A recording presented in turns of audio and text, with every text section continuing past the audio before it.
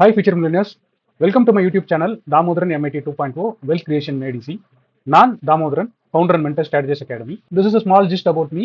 Mostly என்னை பற்றி நிறைய பார்த்துருப்பீங்க, நிறைய கேள்விப்பட்டிருப்பீங்க. அதனால we are just keeping this point. நீங்க இதான் ஃபர்ஸ்ட் டைம் நம்மளோட யூடியூப் சேனலை பார்க்குறீங்க அப்படின்னா ஸ்க்ரீனில் தெரியுற QR கோட ஸ்கேன் பண்ணி மறக்காம ஃபாலோ பண்ணிக்கங்க. நம்மளோட டெலிகிராம் கம்யூனிட்டியில் நீங்களும் ஒரு மெம்பராக இருக்கணும்னு நினைச்சீங்கன்னா இந்த QR கோட ஸ்கேன் பண்ணி ஜாயின் பண்ணிங்க. நம்மளோட வாட்ஸ்அப் கம்யூனிட்டியில் மெம்பராக இருக்கணும் அப்படின்னா இந்த QR கோட ஸ்கேன் பண்ணீங்க, பிஏ மெம்பராக இருக்குங்க, ஸ்டே கனெக்டட். இன்னைக்கு வீடியோல நம்ம ஆப்ஷன்ஸ் தான் என்ன அப்படின்றத புரிஞ்சுக்க போறோம். இந்த வீடியோ நீங்க பார்க்க போறீங்க அப்படின்னா இந்த சீரீஸ்ல லெசன் 1 இருக்கு, டெரிவேட்டிவ் ட்ரேடிங்ஸோட பேசிக் அண்டர்ஸ்டாண்டிங்க பாத்துங்க. அதுல நம்ம ஃபியூச்சர்ஸ்னா என்னது, ரைட்டா, அதுல என்ன ரிஸ்க் வரும், அந்த ரிஸ்க் எப்படி நெகோஷியேட் பண்ணலாம், அதுக்கு எப்படி ஆப்ஷன்ஸ் இன்ட்ரோடியூஸ் பண்ணிருப்பாங்க அப்படின்றத பார்த்திருக்கோம். இங்க நாம பேசிக்ஸ் ஆஃப் கால்னா என்னது, புட்டுனா என்னது, அதோட இம்பாக்ட் என்னது அப்படின்றத பார்க்கலாம். புக் பேஸ்ட் டெஃபினிஷன் நான் இன்னைக்குமே சொல்லி தர போறது இல்ல. அப்ப நம்ம இங்க ஒரு விஷயத்த லாஸ்ட் டைம் வந்து கேரி பண்ணி எடுத்துட்டு போனோம் அப்படின்னா, நான் ரெண்டே விஷயம் தான் சொல்லியிருந்தேன். பழைய வீடியோ பார்த்துருந்தீங்கன்னா உங்களுக்கு கிளீனா புரிஞ்சிருக்கும்.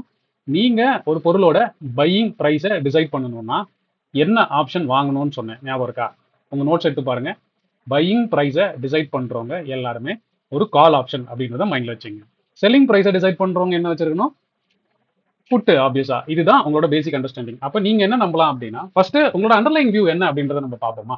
ஃபர்ஸ்ட் உங்களோட அண்டர்லைங் வியூ என்ன அப்படின்றத பேஸ் பண்ணிட்டீங்கன்னா, நீங்க நினைக்கிறீங்க, ரைட்டா, மார்க்கெட் வந்து இந்த மாதிரி பொறுமையா வருது, ஒரு பிரேக் அவுட் ஆகுது, ரைட்டா, இந்த பிரேக் அவுட்ல இருந்து மேல போயிடும் அப்படின்னு நான் நம்புறேன்னு வச்சுப்போமே. ஒரு பேச்சுக்கு இவ்வளவு தூரம் போயிடும், நான் என்னோட டார்கெட் வந்து பேஸ் பண்ணிருக்கேன். இப்போ இது வந்து ஒரு பேச்சுக்கு இது 100 ரூபாய் நான் வைக்கிறேன், ரைட்டா, 120 ரூபாய் போயிடும் நான் எதிர்பார்க்குறேன். இப்போ இதுல நல்லா நோட் பண்ணீங்க, இதுல நான் பார்க்க வேண்டியது என்ன, இது வரைக்கும் தான் நடந்திருக்கு, இந்த பிரேக் அவுட் முடிஞ்சதுக்கு அப்புறம் இது நடந்திருக்கு, இதுக்கப்புறம் இது நடக்கும்னு நான் எதிர்பார்க்குறேன், ரைட்டா. அப்ப எனக்கு அண்டர்லைன்ல என்னோட எதிர்பார்ப்பு என்னது, என்னோட எதிர்பார்ப்பு இங்க இருந்து மேல போயிடும் எதிர்பார்க்குறேன், கரெக்டா? அப்ப இந்த ஒரு பொருள் என்கிட்ட இருந்தா சூப்பர். அப்ப நான் என்ன பண்ணலாம், கேஷ்ல வாங்குறதா கேஷ்ல வாங்கிக்கலாம், ஃபியூச்சர்ல வாங்குறதா ஃபியூச்சர்ல வாங்கிக்கலாம், ரைட்டா, மேல போயிடும் அப்படின்றத. அப்ப நீங்க வாங்கிட்டீங்க, ஃபியூச்சர்ல பை பண்ணிட்டீங்க அப்படின்னா நீங்க என்ன பண்ணுவீங்க, உங்க செல்லிங் பிரைஸை ரிஸ்க் கண்ட்ரோல் பண்றதுக்காக டிசைட் பண்ணிப்பீங்க. அந்த செல்லிங் பிரைஸ் ஒருவேளை இதான் ஸ்டாப் லாஸ்னு வச்சுப்போமே, 80 ரூபாய் அப்படின்னு டிசைட் பண்ணிட்டீங்கன்னா ஃபியூச்சர்ல ட்ரேட் பண்றவங்களா தான் என்ன பண்ண போறீங்க, எங்க ஃபியூச்சர் இருக்கோ அதை வாங்கிக்க போறீங்க. உங்க ஸ்டாப் லாஸ்க்கு இருக்கிற புட்டை அதையும் நீங்க ப்ரொடெக்ஷன் வாங்கிக்க போறீங்க, ரைட்டா. இப்போ இது முடிஞ்சதுக்கு அப்புறம் உங்க பே ஆஃப் எப்படி இருக்கும் அப்படின்றத பார்க்கலாமா? நல்லா யோசிச்சு பாருங்க. போன வீடியோல வந்து உங்களுக்கு என்ன புரியுது? ஸோ பே ஆஃப்னா ஜென்ரலா என்னவா இருக்கும், ஒரு ஹரிசான்டல் லைன் இருக்கும். அந்த ஹரிசான்டல் லைன் வந்து எதை குறிக்கும், அண்டர்லைன் பிரைஸை குறிக்கும். அதே மாதிரி ஒரு வெர்டிகல் லைன் இருக்கும், அந்த வெர்டிகல் லைன் என்னவா இருக்கும், ப்ராஃபிட் அண்ட் லாஸை குறிக்கும், ரைட்டா.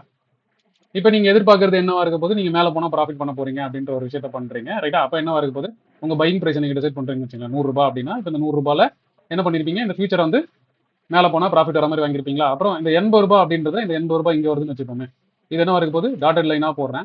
ரிஸ்கா இருந்தா இவ்வளவு பெரிய ரிஸ்க், எவ்வளவு கீழே போனாலும் இந்த மாதிரி இந்த லைன் வந்து இப்படி வரப்போகுது, கரெக்டா.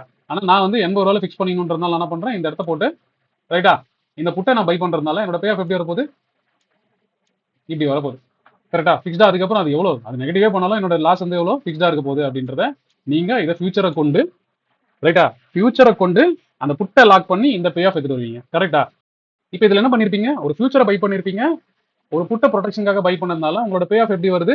ஸோ இது ஜீரோன்னு வச்சுப்போமே, இது ஜீரோல இருந்து இது அண்டர்லைன் பிரைஸ் எவ்வளவு தூரம் போனாலும் வரப்போகுது. இது வந்து அதே மாதிரி இது ப்ராஃபிட்ல பிளஸ், ப்ராஃபிட்ல மைனஸ், ரைட்டா, இந்த ஜீரோக்கு கீழே. அப்ப என்னோட பிஇபின்றது என்னது, எங்க என்னோட ப்ராஃபிட் லாஸ்ட்ல இருந்து ப்ராஃபிட்டா மாறி இருக்கோ இதுதான் என்னோட பிஇபி அப்படின்றத நான் டிசைட் பண்ணிக்க போறேன். ஸோ இப்போ இதை வந்து நம்ம சாதாரணமா பார்த்துட்டோம். அதே மாதிரி நான் லாஸ்ட் டைம் ஒரு டூலையுமே சொன்னேன், அந்த டூல்ல நம்ம பாக்குறோம்னு வச்சுங்களேன். இப்போ இதுல என்ன, ஃபியூச்சரை பை பண்ணி புட்டையும் பை பண்ணி இந்த பே ஆஃப் வருது எனக்கு அப்படின்னா, இதே பே ஆஃபை என்னால வேற விதமா ரெப்ளிகேட் பண்ண முடியுமா, அதாவது அண்டர்லைங்ல ஃபியூச்சர்லயும் இல்லாம, ரைட், என்னோட பையிங் பிரைஸை மட்டும் நான் ஃபிக்ஸ் பண்ணிக்கணும்னா உங்களுக்கு என்ன சொன்னேன், ஃபியூச்சர்ல வாங்காம வெறும் ஆப்ஷன்ல மட்டும் நான் வாங்கினா எப்படி இருக்கும். இப்போ நான் எங்கன்றதை நான் டிசைட் பண்ணிட்டேன்னு வச்சுங்களேன். இப்போ 100 ரூபாய் இருக்கிற ஸ்ட்ரைக்கை நான் செலக்ட் பண்ண போறேன், அது என்ன பிரீமியம்ல இருக்கோ நான் அதை வாங்கிடுறேன்னு வச்சுங்களேன். அப்போ 100 ரூபாய் இருக்கு, பிரீமியம் வந்து 5 ரூபாய் இருக்குன்னு வச்சுக்கலாம், அந்த ஆப்ஷனோட பிரீமியம். அப்போ என்னோட பிஇபி என்னவா இருக்கும், ஸோ ஸ்ட்ரைக்கு பிளஸ் நான் என்ன பிரீமியம் பே பண்ணணும் அதுதான் எனக்கு இங்க இருக்க போகுது. அப்போ நான் அதுக்கு ஒரு பே ஆஃப் போறேன்னு வச்சுங்களேன்.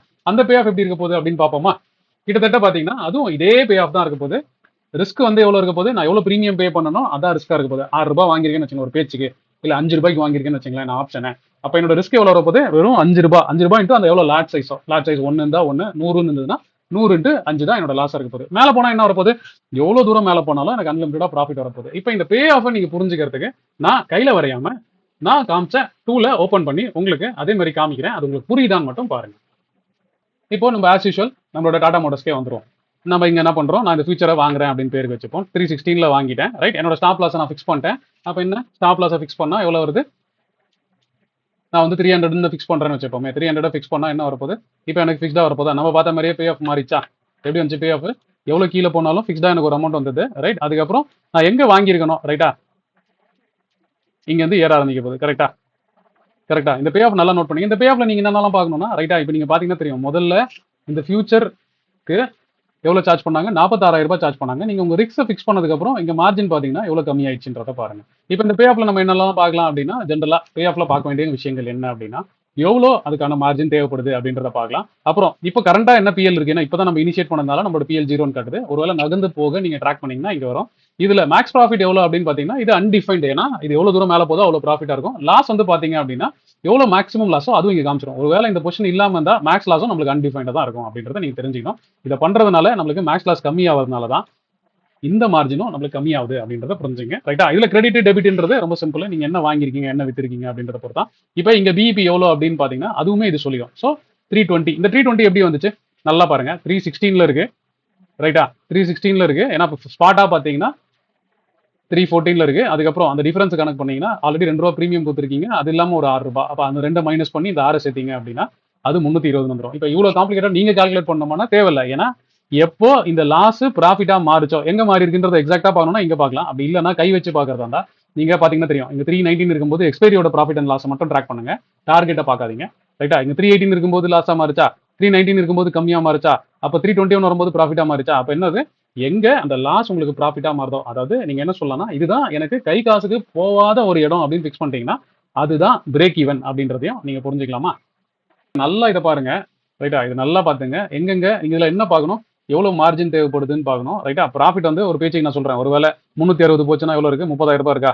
350 போச்சுன்னா 22,000 ரூபாய் இருக்கா? ரஃபா எழுதி வச்சுங்க மைண்ட்ல, ரைட்டா? 340 ரூபாய் போச்சுன்னா இது மாதிரி இருக்கா? இப்ப நான் இவ்வளவு டிரான்சாக்ட் பண்றதுக்கு பதிலா நான் இங்க என்ன பண்ணிருக்கேன், 300 ரூபாயில இருந்து என் பிரைஸ் ப்ராஃபிட் ஏறுதுன்னு சொல்றேன்னு வச்சுங்களேன் ஒரு பேச்சுக்கு. இப்ப இது ரெண்டுத்தையுமே நான் அன்டிக் பண்ணிடுறேன், இல்ல டெலிட்டே பண்ணிடுறேன்னு வச்சுப்போமே. இந்த ரெண்டுத்தையுமே நான் டெலிட் பண்ணிடுறேன். இப்போ அதே பே ஆஃப் எனக்கு வரணும்னா என்ன பண்ணலாம்? 300 ரூபாய் இருக்க காலை நான் பை பண்ணேன்னு வச்சுங்களேன், ரைட்டா? இங்க பாத்தீங்கன்னா தெரியும் 300 ரூபாய் இருக்க காலை பை பண்றேன். இப்போ இங்க எங்க நான் ஃபிக்ஸ் பண்றேன், என்னோட பையிங் பிரைஸ் எங்கன்றதை நான் ஃபிக்ஸ் பண்றேன், எந்த ஸ்ட்ரைக்கை நான் சூஸ் பண்றேனோ. இப்போ இங்க வந்து 300 ஸ்ட்ரைக் பிரைஸை சூஸ் பண்ணதுனால என்னோட பையிங் பிரைஸ் நான் என்ன டிசைட் பண்றேன், ரைட்டா? இந்த எக்ஸ்பைரியில 300 ரூபான்ற ஸ்ட்ரைக் பிரைஸை செலக்ட் பண்ணி பை பண்றதுனால நான் என்ன பண்றேன், 300 ரூபான்றத என்னோட பை பிரைஸா சூஸ் பண்றேன். அதனால தான் எனக்கு 300 ரூபாயில இருந்து ஏற ஆரம்பிக்குது, ரைட்டா? அது 20 ரூபா கொடுத்து வாங்கினதுனால 300 பிளஸ் 20 ஆட் பண்ணீங்கன்னா அதுதான் உங்க பிரேக் ஈவனா இருக்க போதா? அப்ப அதுக்கு மேல எவ்வளவு மூவ் வந்தாலும் என்ன ப்ராஃபிட்டா இருக்க போதா? நல்லா பாருங்க. அது மாதிரியே இருக்கா? இதுல மார்ஜின் வந்து பாத்தீங்கன்னா 16,200. ஏன்னா எவ்வளவுக்கு வாங்குறீங்களோ அதோட லாட் சைஸ் 800 இந்த 20 ரூபாவை கொடுத்துட்டீங்க அப்படின்னா நீங்க என்ன பண்ணலாம், இந்த பையிங்க நீங்க பண்ணிட்டீங்கன்னு அர்த்தம். அப்ப பை பண்ணா என்ன அவுட்கம் வரும் அப்படின்றது தெரியுதா? எவ்வளவு கீழே போனாலும் எனக்கு ஃபிக்ஸ்டா லாஸ் வரப்போகுது. அந்த லாஸ் எவ்வளோ? மேக்ஸிமம் லாஸ் இங்க பார்க்கலாமா? அன்டிஃபைன்டு ப்ராஃபிட்னா ஓகே, அன்டிஃபைன்னா எவ்வளவு தூரம் போகுதுன்னு தெரியாது, போக ப்ராஃபிட் வரும் அப்படின்னு சொல்லலாமா? அப்புறம் அந்த பிஓபி அப்படின்னு சொல்லுவாங்க. இது வந்து என்னன்னா ப்ராபபிலிட்டி ஆஃப் ப்ராஃபிட். இது இப்போ தேவைப்படாது, நம்ம ஸ்ட்ராட்டஜிஸ் பார்க்கும்போது பாத்துக்கலாம். இது என்ன அப்படின்னா இப்போ இங்க இருந்து இது இவ்வளவு தூரம் நவுந்தாலும், ரைட்டா? நீங்க பாத்தீங்கன்னா தெரியும் இங்க எங்க இருக்கு மார்க்கெட் 314ல இருக்கு. ஆனா உங்க பிபி எங்க 320. ஒருவேளை எக்ஸ்பைரிக்கு 320 வந்தா மட்டும்தான் நீங்க எந்த ப்ராஃபிட்டும் எந்த லாஸும் இல்லாம போக முடியும். அப்போ ஒருவேளை இங்கே நின்னா லாஸ் தானே வருது. அதை பேஸ் பண்ணி இந்த ப்ராபபிலிட்டியை அது கால்குலேட் பண்ணோம். அது நம்ம ஃபர்தரா ஸ்ட்ராட்டஜிஸ் பார்க்கும்போது யூஸ்ஃபுல்லா இருக்கும். பட் நீங்க இதை ரொம்ப பெருசா காம்ப்ளிகேட் பண்ணிக்க வேண்டாம். இப்போதைக்கு இந்த பே ஆஃபை எப்படி ரீட் பண்ண முடியுது? அப்ப என்ன அர்த்தம், ஒரு ஃபியூச்சரை வாங்கி அதை புட்டு வழியா ப்ரொடெக்ட் பண்ணாலும் இல்ல நான் என்னோட பையிங் பிரைஸை எங்கன்னு டிசைட் பண்ணி அந்த பிரீமியத்தை பை பண்ணாலும் பே ஆஃப் ரெண்டுமே ஒண்ணுதான் அப்படின்னு புரியுதா? இப்போ என்ன அர்த்தம், அப்ப அண்டர்லைங்க எடுக்காமையே, ரைட்? அண்டர்லைங்ல ஹோல்டிங் எடுக்கலாமா, ஃபியூச்சர்ல எடுக்கலாமா? ஆனா அதே ப்ராஃபிட் எனக்கு மூவ் ஆச்சுன்னா வரும். நான் சொன்ன சார்ட்டை நல்லா ஞாபகம் பண்ணீங்க. நீங்க 100ல பிரேக் அவுட் ஆகி 120 வரைக்கும் போகுது அப்படின்னு தெரிஞ்சா நீங்க உங்க பையிங் பிரைஸ் எங்க ஃபிக்ஸ் பண்ணீங்க, நீங்க ஃபிக்ஸ் பண்ணிட்டீங்கன்னா அந்த டார்கெட் வரைக்கும் ரைட் பண்ணலாம். அதுக்கு ஃபியூச்சர் தான் பண்ணணும்னு அவசியம் இல்லை. இப்போ இந்த ஆப்ஷன்ல தான் பண்ணணுமா அப்படின்னு நீங்க டிசைட் பண்ணீங்க. இப்போ முன்னாடி பார்த்த காம்பினேஷனுக்கும் ஃபியூச்சர்ல பண்றதுக்கும் அதை ப்ரொடெக்ட் பண்ணி பண்றதுக்கும் பேசாம வெறும் ஆப்ஷன் பையிங் பண்றதுக்கும் உள்ள டிஃபரன்ஸ் என்ன?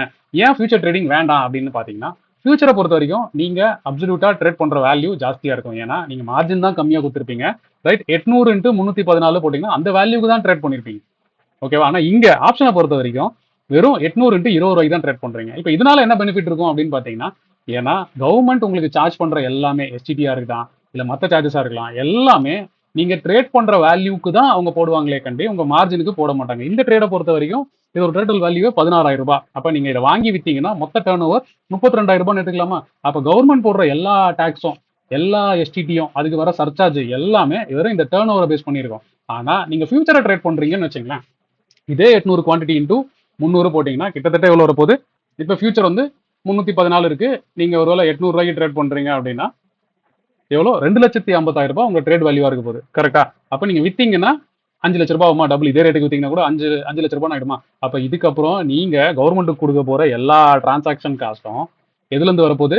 இந்த டேர்ன் ஓவர்ல இருந்து தான் வரப்போகுது. அப்ப நீங்க டிசைட் பண்ணீங்க, நீங்க ஃபியூச்சர்ல பண்ணலாமா? இல்ல ஆப்ஷன்லயே பண்ணிக்கலாமா அப்படின்றது. இப்ப இதுல பையிங் தான் பண்ணணும், செல்லிங் தான் நான் பண்ணணும் சொல்ல வரல. ஒரு விஷயத்த ஃபியூச்சர்ல பண்றதுக்கும் அதே விஷயத்த நம்ம ரெப்ளிகேட் பண்றதுக்கும் என்ன பண்ணலான்றத பார்த்துட்டோம். அதுக்கு என்ன அட்வான்டேஜஸ், என்ன டிஸ்அட்வான்டேஜஸ், என்ன சார்ஜஸ்ன்றதெல்லாம் பார்த்துட்டேன். இப்போ நீங்க தெளிவா வச்சுக்கலாம். இப்போ இதே கேஸ்க்கு ஒரு செல்லரா இருக்க பட்சத்துல எப்படி அப்படின்றத பே ஆஃபையும் பார்த்துடலாமா? அப்ப நீங்களே உங்களுக்கு புரிஞ்சிருக்கும் இன்னத்துக்கு. செல் பண்றதா இருந்தா என்ன பண்ணணும்? ஒரு ஃபியூச்சரை செல் பண்றாருன்னு வச்சுங்களேன், அவர் என்ன பண்ணுவாரு? இப்போ மார்ச்ல எடுக்கிறாரு அப்படின்னு எடுத்துப்போம். மார்ச்ல அவர் செல் பண்றாருன்னா என்ன வரப்போகுது? கீழே போனா அவரோட ப்ராஃபிட் வரப்போகுது. ஏன்னா கீழே வந்தா ப்ராஃபிட் அப்படின்றதுனால இந்த ஸ்ட்ராட்டஜி என்ன சொல்லலாம்? இது ஒரு பேரிஷ் ஸ்ட்ராட்டஜின்னு சொல்லலாமா? ஏன்னா எங்க போனா ப்ராஃபிட் வருதோ, இப்போ அண்டர்லைங் இங்க இருக்கு, ரைட்டா? அண்டர்லைன் கீழே போனா உங்களுக்கு பச்சை கலர் வருது, ப்ராஃபிட்ல வருதுன்னா நீங்க பேரிஷ் ஸ்ட்ராட்டஜி. மேலே போனா ப்ராஃபிட் வருதா இருந்தா என்ன இருக்கும்? அது புல்லிஷ் ஸ்ட்ராட்டஜியா இருக்கும். அப்போ புல்லிஷ் பேரிஷ்ன்றது வந்து நீங்க இப்படி எடுத்துக்கலாம். உங்களோட அவுட்கம் பேஸ் பண்ணியுமே இந்த ஸ்ட்ராட்டஜி என்ன ஸ்ட்ராட்டஜி எடுத்துக்கலாம். இப்போ இங்க ரிஸ்க் எங்க வருது? இந்த ரிஸ்க்கை நீங்க கட் பண்ண போறீங்கன்னா என்ன பண்ணுவீங்க?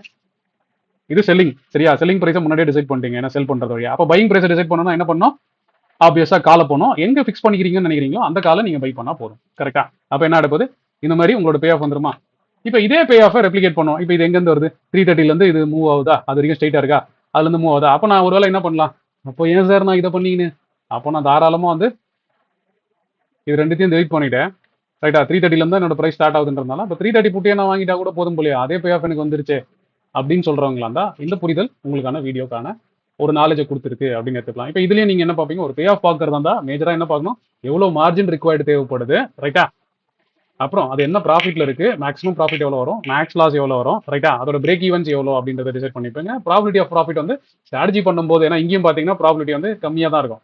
ஏன்னா நீங்க அது உங்களோட டைரக்ஷன்ல நகர்ந்தாலும், நீங்க கீழே போகும்னு நினைக்கிறீங்க, கீழே போய் நகர்ந்தாலும் நீங்க பிஇபி இங்க இருக்கிறதுனால உங்களோட ப்ராபிலிட்டி ஆஃப் ப்ராஃபிட், ஏன்னா இன்னைக்கு இங்கே க்ளோஸ் ஆச்சுன்னா நீங்க லாஸ்ட்டாக தான் இருப்பீங்கன்றதுனால ப்ராபிலிட்டி கொஞ்சம் கம்மியா இருக்கும். இதை நாம ஸ்ட்ராட்டஜி டிஸ்கஸ் பண்ணும்போது அந்த ப்ராபிலிட்டி எப்படி இன்க்ரீஸ் பண்ணலாம் அப்படின்றதெல்லாம் பார்த்துக்கலாம். இப்போ உங்களுக்கு நான் கால் ஆப்ஷன்னா என்ன, புட் ஆப்ஷன்னா என்ன அப்படின்றத சொல்லிட்டேன். இப்போ ஒருவேளை இது நம்ம பையரா பார்க்குறோம், ஒருவேளை செல் பண்ணியிருந்தா என்ன ஆகும்? இப்போ இதை செல் பண்ணியிருந்தா என்ன ஆகும்? ஃபிக்ஸ்டா ஒரு ப்ராஃபிட் இருக்கு, நீங்க அப்படியே பார்த்தீங்கன்னா தெரியும். எஸ்டிமேட்டட் மார்ஜின் எவ்வளோ? முன்னாடி பார்த்ததுக்கும் இப்போதைக்கும் ஏன் இது அதிகமாக வாங்குறாங்க? ஒரு ஃபியூச்சருக்கு தேவையான அமௌண்ட்டை வாங்கிடுறாங்க. ஏன்னா ரிஸ்க் அதிகம்ன்றதுனால ஆப்வியஸா இங்கே போயிடுவாங்க. இப்போ ஒருவேளை இந்த மார்க்கெட் மேலே போச்சுன்னா உங்களுக்கு என்ன வரப்போகுது? ப்ராஃபிட் ஃபிக்ஸ்டா இருக்க போது, இங்க லாஸ் மட்டும் தான் அன்டிஃபைன்டா இருக்க போகுது. இப்போ அகைன் இப்போ இந்த லாஸை டிஃபைன் பண்ணணும் அப்படின்னா என்ன பண்ணலாம்? உங்களுக்கு நல்லா தெரியும், எப்பெல்லாம் இது கீழே போயிட்டே இருக்கோ அப்போ நீங்க என்ன பண்ணணும்? இங்க ஆல்ரெடி என்ன பண்ணிருக்கீங்க? நல்லா யோசிச்சு பாருங்க. இங்க என்ன பண்ணிருக்கீங்க? 330 செல் பண்ணதுனால 330 பை பண்ணியிருந்தீங்கன்னா 330 புட்டை பை பண்றது மூலயமா நீங்க என்ன பண்ணுவீங்க? உங்களோட செல்லிங் பிரைஸை ஃபிக்ஸ் பண்ணிப்பீங்களா? ஆனா இப்போ இங்க செல் பண்ணிருக்கீங்கன்றதுனால என்ன வரும்? நீங்க உங்க இந்த இடத்துல வந்தா நான் பை பண்ணிக்கிறேன், ஏன்னா இப்போ நான் செல் பண்றேன், இந்த இடத்துல வந்தா பை பண்ணிக்கிறேன் அப்படின்றது. அப்ப என்ன வரும்? நாளைக்கு 280 ரூபா இருந்தாலும் நீங்க பை பண்ணணும், கரெக்டா? ரைட்டா? இவ்வளவு தூரம் போகும். நாளைக்கு 100 ரூபா போச்சுனாலும் திரும்பி நீங்க 100 ரூபால பை பண்ணணும். அப்ப நீங்க என்ன பண்ணணும்? இதை ஒருவேளை சேஃப்கார்டு பண்ணணும் அப்படின்னு முடிவு பண்ணீங்கன்னா என்ன பண்ணணும்? முன்னாடி என்ன பண்ணிருக்கீங்களோ, செல்ல ட்ரிகர் பண்ணிருக்கீங்களா, பையை ட்ரிகர் பண்ணீங்களா, அதுக்கான ஆப்போசிட்டான விஷயத்த இப்போ இங்க என்ன பண்ணீங்க? இங்க ஒரு வெறும் ட்ரேடாவே எடுத்துப்போமே, இங்க ஒரு செல்ல பண்ணிருக்கீங்க, அது என்ன புட்டை பண்ணிருக்கீங்களா? அப்ப என்ன பண்ணணும்? ஒரு புட்டை பை பண்ணா இந்த ரிஸ்க் கட் பண்ணணும்னு டிசைட் பண்ணுமா?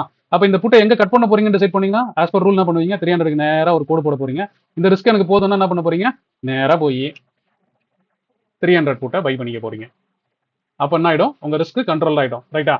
அதுக்கப்புறம் இதை எப்படி பார்க்கலான்றதெல்லாம் டீடைலா பார்க்கலாம். இப்போ ஒரு செல்லரா பட்சத்துல செல்லருக்கு என்ன சொல்லுவாங்க? ஜென்ரலா செல்லரா இருந்தா ப்ராஃபிட் வந்து ஃபிக்ஸ்டா வரும், அன்லிமிடெட் லாஸ் வரும். இப்போ இதே நான் வந்து புட்டு இல்லாம காலை பண்ணியிருந்தேன்னு வச்சுக்கலாம் ஒரு பேச்சுக்கு, அப்ப என்ன வரப்போகுது? இப்போ இதே 300 காலை நான் பண்றேன், சரியா? செல் மட்டும் தான் பண்ணிருக்கேன், பையை நான் டெலிட் பண்ணிடுறேன். அப்ப என்ன வரும்?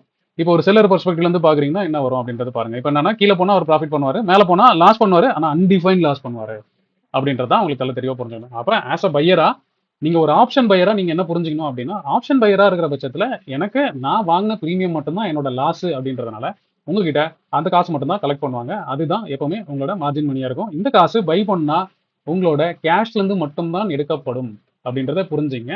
இதே நீங்க செல் பண்றீங்கன்னா மார்ஜினா கொடுக்கலாம், அதே மாதிரி செல் பண்ணி பை பண்ணாலும் மார்ஜினா கொடுக்கலாம். ஸோ அப்போ செல் பண்றீங்கன்னா என்ன அர்த்தம்? செல் பண்றீங்கன்னா உங்களுக்கு ரிஸ்க் மட்டும் அன்டிஃபைன்டா இருக்க போது, அதுக்காக மார்ஜின் எக்ஸ்ட்ரா கலெக்ட் பண்ணுவாங்க அப்படின்றத புரிஞ்சுப்போம். ஸோ இப்போ இங்க ஆப்ஷன்னா என்னது? ஏன்னா நான் ஆப்ஷன்னா கால் ஆப்ஷன்னா என்னன்றத புக் பேஸ்ட் டெஃபினிஷனா கொடுக்கல, நீங்க காலுனாலே நீங்க என்ன எடுத்துக்கலாம், நீங்க ஒரு பையரா இருக்கீங்கன்ற பட்சத்துல மார்க்கெட் எப்போ மேல போகுது அப்படின்னு நீங்க நம்புறீங்களோ அப்ப என்ன பண்ணலாம், உங்க மைண்டுக்கு ஓகே கால் ஆப்ஷன் அப்படின்றத மைண்ட்ல வச்சுக்கலாம். அதே மாதிரி மார்க்கெட் கீழே போகுது அப்படின்னு நீங்க உங்க மைண்டுக்கு என்ன புல் பண்ணலாம், புட் ஆப்ஷன் அப்படின்றத புட் பண்ணிடலாம். ரைட்டா? இப்ப இங்க நீங்க பையரா இருந்தா என்ன பண்ணுவீங்க, மேல போகும்போது காலை பை பண்ணிப்பீங்க. கரெக்டா?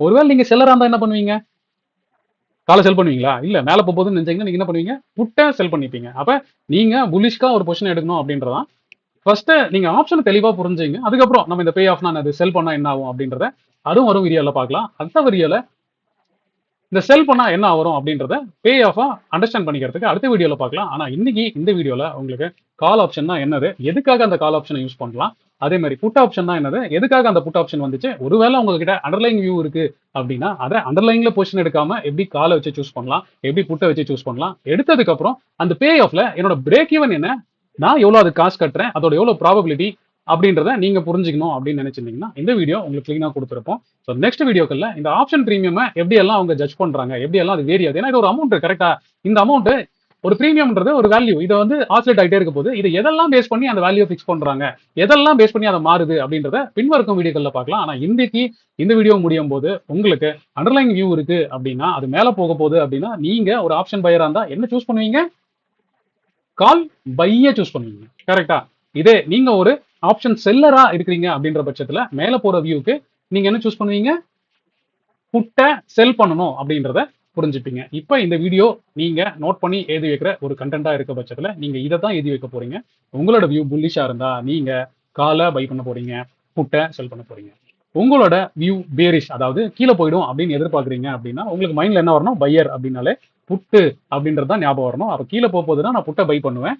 இல்ல நான் கொஞ்சம் செல்லரு, என்கிட்ட கொஞ்சம் கேபிட்டல் ஜாஸ்தியா இருக்கு, எனக்கு கொஞ்சம் அதிகமான ப்ராபிலிட்டி வந்தா போதும் அப்படின்னு டிசைட் பண்ணிட்டீங்க அப்படின்னா நீங்க என்ன பண்ணலாம், கீழே போற மார்க்கெட்டுக்கு புட்டை பை பண்ணாம காலை செல் பண்ணாலும் நீங்க ப்ராஃபிட் பண்ணலாம் அப்படின்றத புரிஞ்சுக்கணும். ஸோ நெக்ஸ்ட் வீடியோல நம்ம அந்த கால் ஆப்ஷன் பையிங்க்கும் செல்லிங்க்கும் என்னென்ன விஷயம் இருக்கு, எவ்வளவு ரிஸ்க் வரப்போகுது, அந்த ரிஸ்க்கை எப்படி புரிஞ்சிக்கலாம், அந்த ரிஸ்க்கை மிஜிடேட் பண்ணணும்னா நம்ம என்ன அண்டர்ஸ்டாண்டிங் பண்ணலாம்னு பார்ப்போம். ஆனா அதுக்கு முன்னாடி இன்னைக்கு இது வரைக்கும் உங்களோட நிலைப்பாடை நீங்க தெரிஞ்சுக்கணும் அப்படின்னா முன்னாடி ஃபியூச்சர்ஸ்னா என்னது, டெரிவேட்டிவ் ட்ரேடிங் எதுக்கு வந்துச்சு, அந்த டெரிவேட்டிவ் ட்ரேடிங்ல என்ன ரிஸ்க் வந்துச்சு, அதுக்கு எதனால கால் ஆப்ஷன் புட் ஆப்ஷன் அப்படின்னு புரிஞ்சுக்கிட்டோம்.